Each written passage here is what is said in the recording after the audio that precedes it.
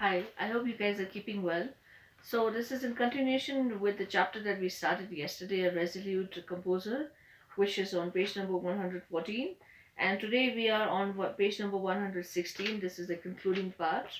And yesterday we discussed about who Beethoven was and what was his contribution in the field of Western classical music, and how, despite of the fact that he was differently abled, he could not hear. It was a gradual ailment that he was suffering, but that did not stop his love for music. And despite of the fact that he was not unable to hear for almost more than 30 years of his life, as a music composer, but he produced one of the finest compositions that are history in the field of music. So, page number 116. It is quite a miracle that his genius in music was not affected by his loss of hearing. So, something very ironical, I should say, it's something just the opposite has happened. Although Beethoven was deaf, but then he produced one of the most beautiful compositions in the field of music, which is very ironical. Means I did mention it in last time also in one of the videos. It means that when something opposite is mentioned, or something opposite is happening, or what you are intending to say. And so ironical here is because although he was deaf, but he was such an expert in and such a genius in music, and his ailment as a deaf person did not stop his talent to produce one of the most beautiful compositions. And it was not affected by his loss of hearing.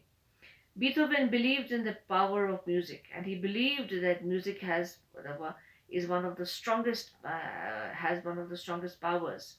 He genuinely thought that his music had the ability to free people from their miseries and to transform the world. And he thought that one of the connections between the world and a human being or a person can be achieved through music. He believed that all the troubles in this world can be solved through music. He believed that if you want to change the world, it can be through music. It was perhaps means maybe, this inspiration within him that fired his imagination and allowed him to create some of the most beautiful compositions of all times.